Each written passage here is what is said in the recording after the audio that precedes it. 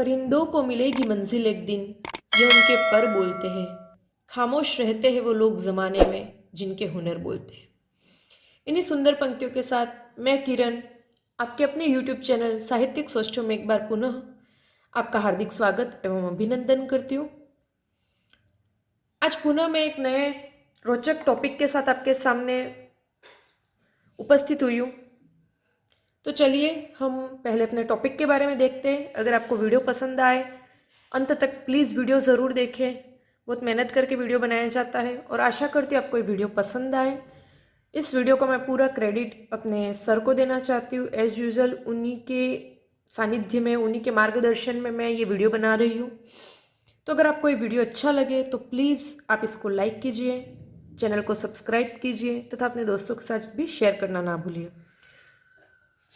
3 वाक्य आपको दिख रहे होंगे। रोचक कहानी पढ़ रहा है, दूसरा वाक्य है वह रोचक कहानी पढ़ रहा है तथा अंतिम वाक्य है वह रोचक ढंग से खेलता है। तीनों वाक्यों में रोचक, रोचक और रोचक एक शब्द की बार बार आपको पुनरावृत्ति नजर आ रही है। ठीक है, तीनों वाक्यों में एक शब्द कॉमन है, रोचक। तो अपन शुरू करते हैं पहले वाक्य से। पहले वाक्य है रोचक कहानी पढ़ रहा है। इस वाक्य में जो रोचक है, सिर्फ इस शब्द पे हम गौर करें तो हमें पता चलता है कि यह जो रोचक है वह संज्ञा शब्द है। व्याकरणिक दृष्टि से अगर इस शब्द के बारे में हम देखें तो यह संज्ञा शब्द है। वह रोचक कहानी पढ़ रहा है। अगले वाक्य में हम देखें, कहानी शब्द के आगे एक शब्द लगा है रोचक, जो कि उस कहानी कैसी है, रोचक है, कहानी की विशेषता प्रकट कर रहा है। और रोचक जो शब्द है वो यहाँ पर विशेषण शब्द है। वह रोचक ढंग से खेलता है। वह रोचक ढंग से खेलता है, इसमें हमारे पास खेलना क्रिया है और इस क्रिया की विशेषता प्रकट कर रहा है यह शब्द रोचक ढंग।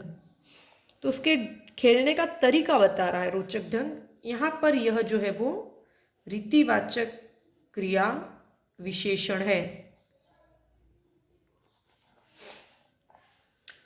अब हमें पता कैसे चले कि कहाँ पर संज्ञा है, कहाँ पर विशेषण है, कहाँ क्रिया विशेषण है?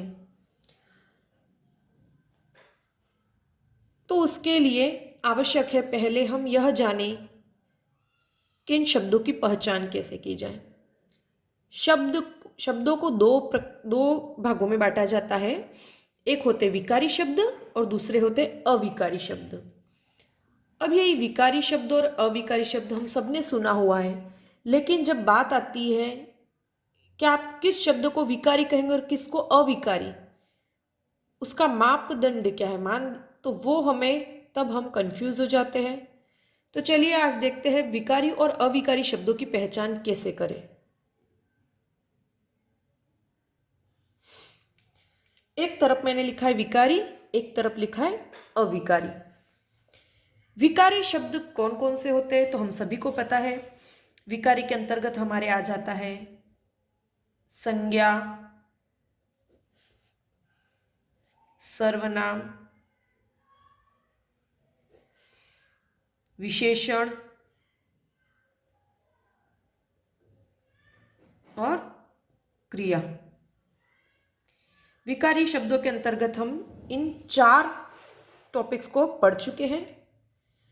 अविकारी के अंतर्गत हम पढ़ेंगे सबसे पहले क्रिया विशेषण,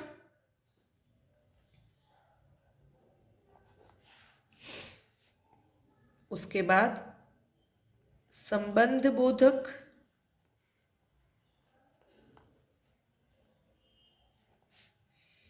समुच्चय बोधक,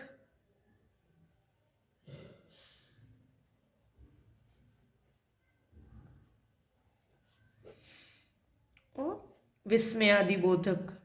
कहीं कहीं पर निपात को भी 5वें भेद के रूप में इसमें पढ़ते हैं, लेकिन मुख्यतः अविकारी शब्द के 4 ही भाग होते हैं। अब ये जो संज्ञा, सर्वनाम, विशेषण और क्रिया, इनको हमने विकारी शब्द क्यों कहा और क्रिया विशेषण, संबंध बोधक, समुच्चय बोधक और विस्मयादि बोधक इनको अविकारी क्यों कहा? इसके पीछे क्या कारण है? तो हम इसमें एक रटी रटाई परिभाषा बोल देते हैं कि भाई विकारी शब्द वो है जो लिंग, वचन, कारक, काल, वाच्य। तो इनका निर्धारण करने के लिए 5 ऐसी चीजें होती है जिनके आधार पर हम किसी को विकारी, किसी को अविकारी कहते हैं। लिंग, वचन, कारक, काल एवं वाच्य। हम कहते हैं विकारी शब्दों में विकार का मतलब होता है परिवर्तन, मतलब संज्ञा, सर्वनाम, विशेषण और क्रिया विशेषण ये सभी तो लिंग, वचन, कारक, काल या वाच्य इनमें से किसी न किसी तत्व से प्रभावित रहेंगे या फिर परिवर्तित होते हैं। जबकि अविकारी जो शब्द है इन पर लिंग, वचन, कारक, काल, वाच्य इनका किसी भी प्रकार का कोई असर नहीं होता, मतलब इनमें इनके आधार पर कोई परिवर्तन नहीं होता। तो हम वही रटी रटाई परिभाषा बोलते हैं कि भाई वे शब्द जिन पर लिंग, वचन, कारक, काल एवं वाच्य का प्रभाव पड़ता है या उनके अनुसार परिवर्तन होता है वो तो विकारी शब्द कहलाते हैं, तथा जिन शब्दों पर इनका असर नहीं होता या इन जिन पर जो अपरिवर्तित रहते हैं इन सबसे वो होते अविकारी शब्द। हम इस टिपिकल लैंग्वेज में ना रह करके सीधे सीधे हम ये भी कह सकते हैं कि संज्ञा, सर्वनाम, विशेषण और क्रिया इन शब्दों के अंदर हम उस शब्द में कौन सा लिंग है, कौन सा वचन है, कौन सा कारक है, कौन सा काल और कौन सा वाच्य ये पता लगा सकते हैं। अर्थात जिन शब्दों से उस शब्द के लिंग, वचन, कारक, काल या वाच्य का पता लगाया जा सके वो तो है विकारी शब्द, तथा जिन शब्दों से उस शब्द के लिंग, वचन, कारक, काल का पता नहीं लगाया जा सके वो होते हमारे अविकारी। जिनमें पता नहीं लगा सके वो अविकारी, और जिनमें पता लगा सके वो हो गए हमारे विकारी। सिंपल सी चीज है कि अगर कोई संज्ञा शब्द है तो उसमें कौन सा लिंग है, वचन है, ये चीजें हम पता लगा सकते हैं तो वो हो गया विकारी। लेकिन कोई अविकारी शब्द होगा तो उसमें ना तो हमको लिंग, ना वचन, ना कारक, काल और वाच्य किसी भी चीज का ज्ञान हमें नहीं हो सकता। अब जैसे कि संज्ञा की बात करें तो जो संज्ञा शब्द होते हैं वो लिंग, वचन और कारक से प्रभावित होते हैं। चलिए इन सबको हम कुछ उदाहरणों से और भी ज्यादा स्पष्ट करते हैं। हमने एक वाक्य लिखा है, राम विद्वान छात्र है, वह प्रतिदिन विद्यालय जाता है। अब इसके एक एक शब्द को हम व्याकरणिक दृष्टि से देखेंगे। सबसे पहला शब्द है हमारे राम। राम व्याकरणिक दृष्टि से किस कोटि में आएगा? संज्ञा, सर्वनाम। इस दृष्टि से देखें हम तो राम संज्ञा शब्द है। राम विद्वान छात्र है, ठीक है। फिर आया हमारे पास शब्द विद्वान, छात्र, वह शब्द हमारे हो गया सर्वनाम। फिर हमारे पास है प्रतिदिन, ये हो गया हमारे क्रिया विशेषण।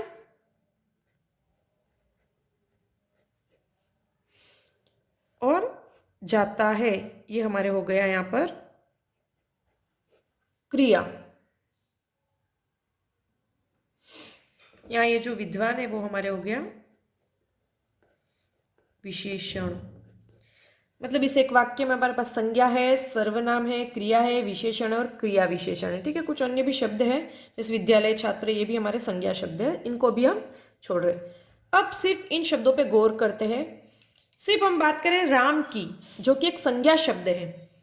इस शब्द से हमको क्या क्या पता चल रहा है? तो सिर्फ इस एक शब्द को देखें तो हमको पता चल रहा है सबसे पहले तो इसका लिंग, राम पुल्लिंग है,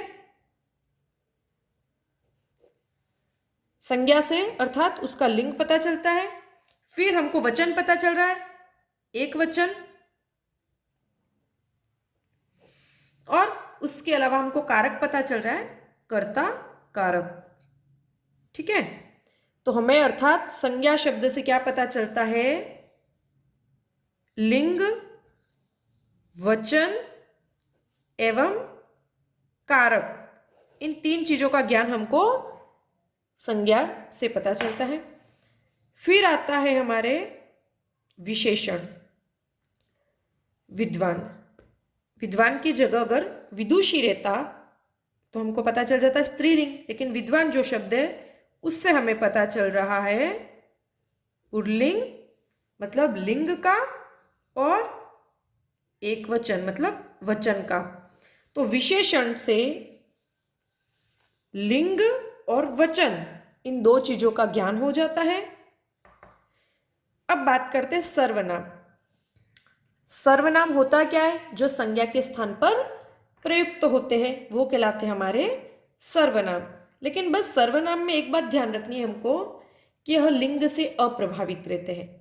बाकी वही दोनों चीजें वचन और कारक, सर्वनाम से भी हमको वचन अर्थात यहां पर एक वचन और कारक दोनों का ज्ञान हमको प्राप्त होता है।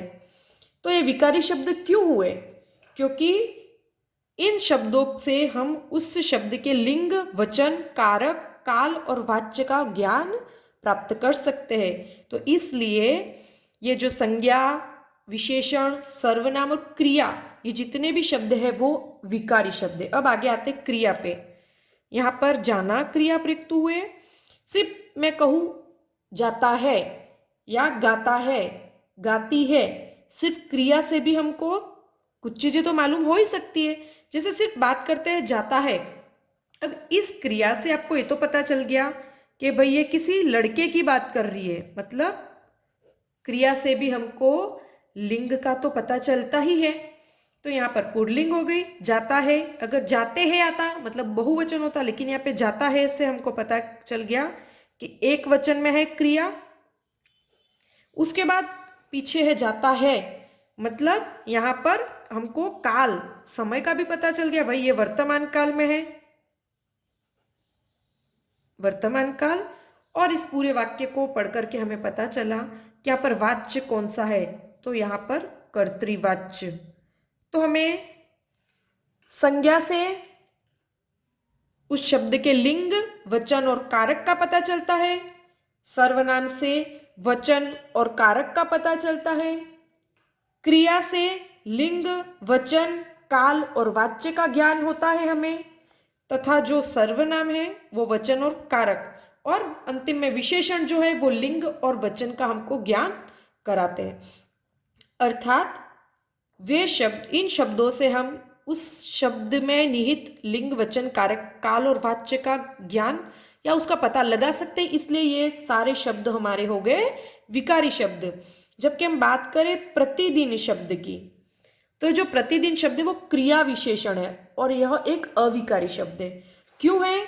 क्योंकि इस प्रतिदिन शब्द का से ना तो हमको किसी लिंग का पता चल रहा है, ना हमें वचन का पता चल रहा है, ना कारक का पता चल रहा है, ना काल का पता चल रहा है और ना ही वाच्य का। इनमें से किसी का भी पता हमको इसमें से नहीं चल रहा। जैसे कि मैं बोलूं वह प्रतिदिन विद्यालय जाता है, इसकी जगह मैं इस पूरे वाक्य को बदल के कहूं वह प्रतिदिन विद्यालय जाती है, तो यहां पर भी प्रतिदिन तो वही रहा, उसको उसका उससे वाक्य में आने वाले लिंग, वचन, बाकी शब्दों से उससे कोई फर्क नहीं पड़ता कि उसके साथ कोई स्त्रीलिंग शब्द है, कोई पुल्लिंग है, एक वचन है, बहुवचन है, वाक्य में दूसरे शब्दों से वह अप्रभावित रहता है।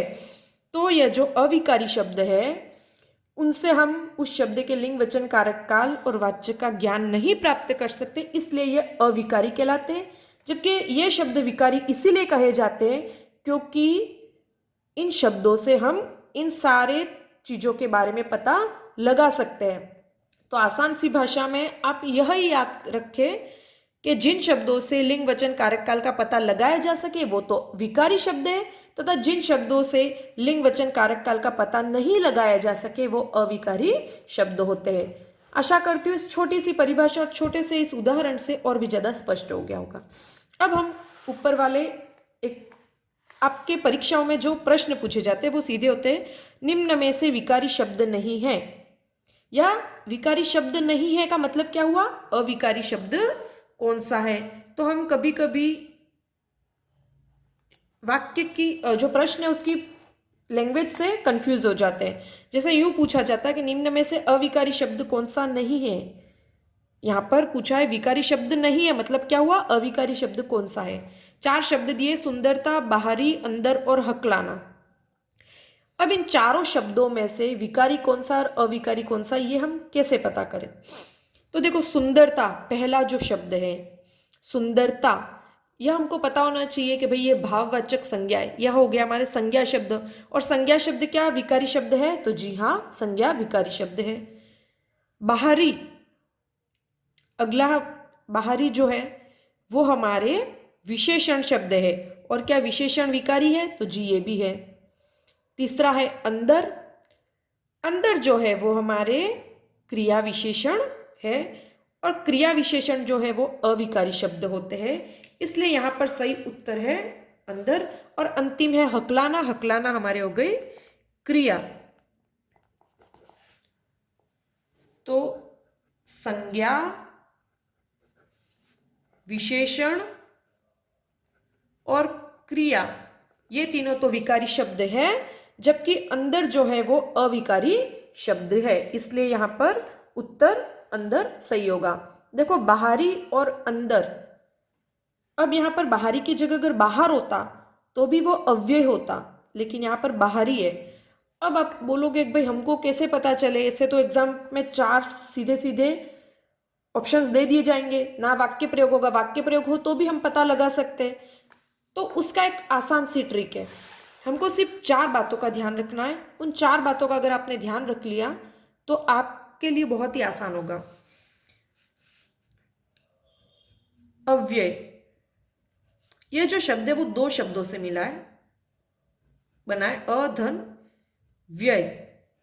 व्यय का मतलब होता है परिवर्तन या खर्च। अव्यय, इसी को हम कहते अविकारी शब्द। अव्यय या अविकारी जो शब्द है वो 4 प्रकार के होते हैं। हमने पहले देख लिया, क्रिया विशेषण, संबंध बोधक, समुच्चय बोधक और विस्मयादि बोधक। अब इन चारों की पहचान कैसे की जाए, तो इसकी पहचान का आसान सा तरीका है। सबसे पहला बिंदु हमारे आता है कि जो शब्द है वह व्यक्ति, वस्तु और स्थान न हो। अर्थात जो शब्द आपको दिया जाए वो ना तो किसी व्यक्ति का नाम हो, ना किसी वस्तु का नाम हो, ना किसी स्थान का नाम हो, या सिंपल सी भाषा में अपन बोले तो ना तो वो संज्ञा शब्द होना चाहिए और ना ही वह सर्वनाम शब्द होना चाहिए। अव्यय होने की सबसे पहली कंडीशन यही है कि ना तो व्यक्ति, वस्तु या स्थान ना हो। दूसरी कंडीशन है हमारे पास, क्रिया के साथ कैसा या कैसी का प्रश्न पूछा जाए तो इसका जवाब ना मिलता हो, मतलब कैसा कैसी का जवाब ना हो। जैसे कि राम कैसा है, तो आप बोलोगे भाई राम विद्वान है, तो वह तो क्या होगी उसकी विशेषता। तो राम विद्वान छात्र है, अपन ने प्रश्न किया था, ठीक है, तो यहीं पे कैसा से प्रश्न पूछे, तो राम कैसा छात्र है, तो राम विद्वान छात्र है। और कैसा कैसी के जवाब में अगर हमको कोई उत्तर मिलता है तो वो हमारे हो जाता है विशेषण। अर्थात ना तो वो शब्द संज्ञा सर्वनाम होना चाहिए, ना ही वो शब्द हमारे विशेषण होना चाहिए। 2 कंडीशन हो गई। तीसरी कंडीशन है वह क्रिया ना हो, क्योंकि यह संज्ञा सर्वनाम विशेषण क्रिया, ये 4 चीजें तो हमारे विकारी शब्द है, और अगर वो विकारी होगा तो वो अविकारी हो ही नहीं सकता। और अंतिम और सबसे इंपॉर्टेंट चीज है कि प्रत्यय लगा ना हो, उस शब्द में प्रत्यय न लगा हो या प्रत्यय जुड़ा हुआ ना हो, क्योंकि अगर प्रत्यय जुड़ा हुआ होगा तो वह भाववाचक संज्ञा या फिर विशेषण शब्द बन जाएगा, क्योंकि हमने पढ़ा था कि भाई कुछ भाववाचक संज्ञा शब्द ही अपने आप में विशेषण के रूप में भी प्रयुक्त होते। इसको एक बहुत ही आगे हम एग्जाम्पल से भी समझ लेंगे। तो इसी चीज को हम बताते हैं, जब बाहर शब्द जो है वो अव्यय है, लेकिन उसी में ई प्रत्यय जोड़ करके बाहरी यह विशेषण बना दिया गया, तो प्रत्यय ना लगाओ, क्योंकि प्रत्यय लगते ही वो भाववाचक संज्ञा या विशेषण शब्द बन जाएगा। तो इन 4 चीजों की हमको ध्यान रखना है। तो हमारे सामने इसमें अंदर शब्द था, तो अंदर जो ये शब्द, क्या ये कोई व्यक्ति, वस्तु या स्थान का नाम है? तो ना तो व्यक्ति है, ना वस्तु, ना ही स्थान है, ना ही अगर अपन वाक्य प्रयोग करें, जैसे कि मैं बोलूं कुर्सी अंदर रख दो, ठीक है। तो इसमें देखो कुर्सी जो शब्द है वो तो क्या है, वस्तु है, मतलब ये तो होगी हमारे संज्ञा, ठीक है ना। लेकिन हमारे पास अंदर जो शब्द है, ये अंदर से ना तो हमको लिंग का पता चल रहा है, ना वचन, कारक, काल, किसी भी चीज का पता नहीं चल रहा है, ठीक है। पहला तो यहीं पे ना ही व्यक्ति है, ना वस्तु है, ना स्थान है। कुर्सी अंदर रख दो, और अगर मैं पूछूं कुर्सी कैसे रख दो, तो यहां पर कैसा कैसी का जवाब हमको नहीं मिल रहा है ना। फिर क्रिया तो है नहीं, रख दो यहां पर ये क्रिया है, और यहां पर अंदर के साथ कोई प्रत्यय भी नहीं जुड़ा हुआ है, मतलब यहां पर आप 100% श्योरिटी के साथ कह सकते हो कि यह अव्यय शब्द है, या अव्यय में भी अव्यय का भी कौन सा भेद है, यह हमारे क्रिया विशेषण का उदाहरण है। तो चलिए कुछ आसान से एग्जाम्पल देख लेते हैं, और उनसे और भी इस चीज को हम क्लियर करते हैं। श्रेया सुंदर लड़की है। सुंदर लड़की की विशेषता बताई गई है, यहाँ पर श्रेया को क्या कहा है, सुंदर। तो यहाँ पर ये जो सुंदर है वो हमारे पास विशेषण है। श्रेया सुंदर गाती है,